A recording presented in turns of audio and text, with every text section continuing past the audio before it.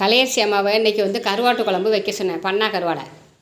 ஆனால் குழம்பு வாசம் அடிக்கிறது, புளிக்குழம்பு வாசம் அடிக்குது. கலையரசி அம்மா என்ன கருவாட்டு குழம்பு வைக்க சொன்னால் கருவாடு பாட்டுக்கு அப்படியே இருக்குது, இங்கே என்ன புளி குழம்பு வச்சுக்கிட்டு இருக்கீங்க? எனக்கு கருவாட்டு குழம்பு பிடிக்காது, அதுக்காக புளிக்குழம்பா நம்ம அள்ளிட்டு கருவாட்டு குழம்பு கருவாடு போடணும். கத்திரிக்காய் முருங்கை போட்டு கார குழம்பு வச்சுட்டு மொண்டுட்டு கருவாடு போட்டால் கருவாட்டு குழம்பா? கருவாட்டு குழம்பு பண்ணா கருவாடை அலசி இருக்குது, இப்போ தான் சேர்க்குது பாருங்கள் கலையரசி கருவாடை.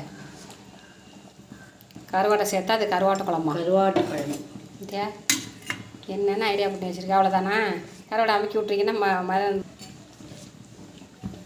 அவ்வளோதானாங்க கருவாட்டு குழம்பு? அவ்வளோதான். கருவாட்டு சாப்பிடும்போது கருவாட்டு குழம்பு ஆயிருமா? கருவாட்டு குழம்பு ஆயிடும். பற்றியெல்லாம் கத்திரிக்காய் முருங்காய் போட்டு குழம்பு முடிட்டு கருவாடை போட்டால் கருவாட்டு குழம்பு இருக்குது.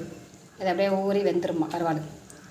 தொட்டுக்க வந்து சவு கூட்டா அது சவு கூட்டு, அப்புறம் ரசம், அப்புறம் ஆம்பளை